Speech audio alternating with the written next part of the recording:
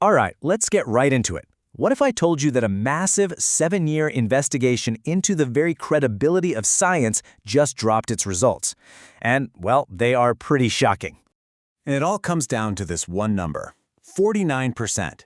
This is the figure that has the entire scientific community buzzing. So what on earth does it mean? Well, it cuts right to the heart of a huge debate about just how reliable published research really is, and that's exactly what we're going to unpack. This quote just lays it all out, doesn't it? This is the big headline-grabbing finding from this massive initiative called the SCORE Project. So today, we're going to break down what this really means, why it's happening, and the big question, is this a sign that science is broken, or is it a sign that it's actually fixing itself? Okay, so first things first, we have to get into the details of this massive undertaking. I mean, what was the SCORE Project exactly? And how in the world did it come to such a startling conclusion? To really get why these findings are such a big deal, you have to appreciate the sheer scale of this thing. We are not talking about some small one-off study here. No way. This was a 7-year effort. It involved 865 researchers. They analyzed almost 4,000 social science papers from 62 different journals. So you can imagine, when a project of this magnitude drops its findings, people listen. All right, so if we want to understand the findings, we first have to understand how the researchers actually tested these papers. You see, they didn't just use one method. They used 3 very distinct, very rigorous tests to really measure the credibility of these studies. And here they are, the 3 big R's: reproducibility, robustness, and replicability. Now, I know they kind of sound the same, right? But they actually test very different things about a scientific claim. So let's break them down, one by one. Okay, first up, reproducibility.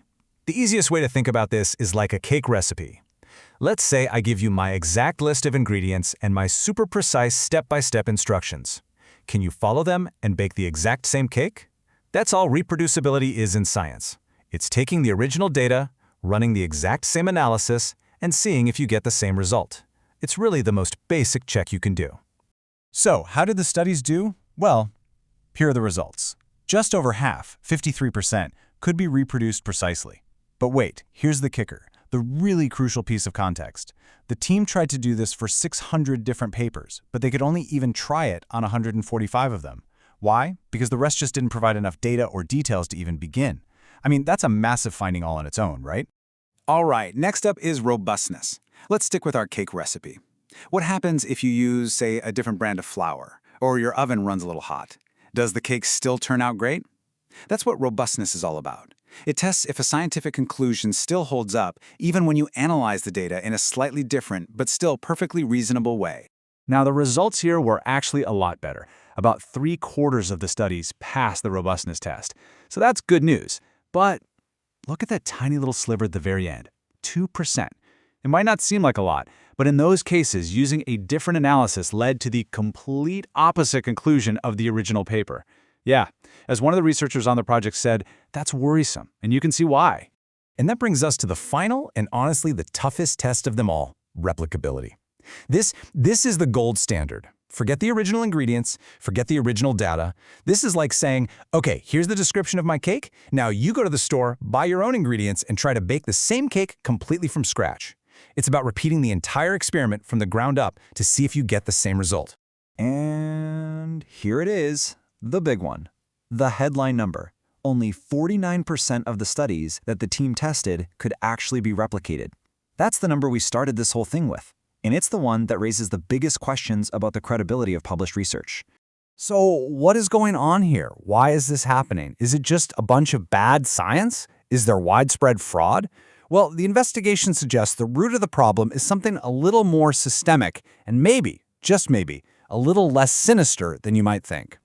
This quote right here from Tim Arrington, he helped coordinate the whole project, is absolutely key to understanding this. It's really about a mindset shift. He's saying we need to stop taking single papers at face value as the final word on something. Instead, we should treat any single study as just one piece of a much, much larger puzzle. So, again, why do so many studies fail to replicate? Well, it turns out it's usually not about fraud or anything like that. The biggest reason, by far, is just a simple lack of transparency. We're talking about papers that don't provide enough data or their experimental methods are just fuzzy. You add to that the reality of honest mistakes, people are human, and this intense publish or perish pressure on scientists, and well, you've got a perfect recipe for these kinds of results. Okay, so that's the problem, and it sounds pretty bad, right? But is it all bad news? Not even close. Let's move on, because this is where the story takes a really surprising and honestly, pretty optimistic twist. Okay, check this out, because this is where things get really interesting. Remember how the SCORE projects looked at papers from 2009 to 2018? Well, a completely separate study, led by an economist named Abel Brodeur, looked at brand new papers from just 2022 and 2023. And just look at that jump in reproducibility. It went from 53% all the way up to 85%. I mean, that is a huge improvement in a pretty short amount of time. So what happened? What changed so fast?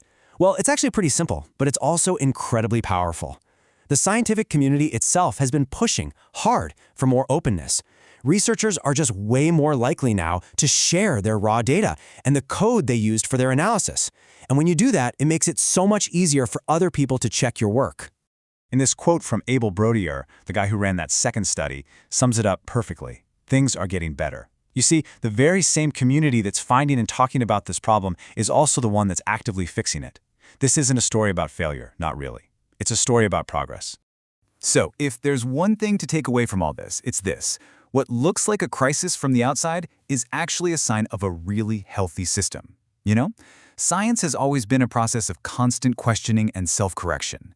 And this huge, difficult project is just proof that the scientific community takes its own credibility incredibly, incredibly seriously. And that kind of leaves us with a final thought to chew on. We always think of science as this process of asking questions about the world, right? So what if this whole reproducibility crisis isn't really a crisis at all? What if it's just science doing what it does best, turning that powerful, questioning lens back onto itself?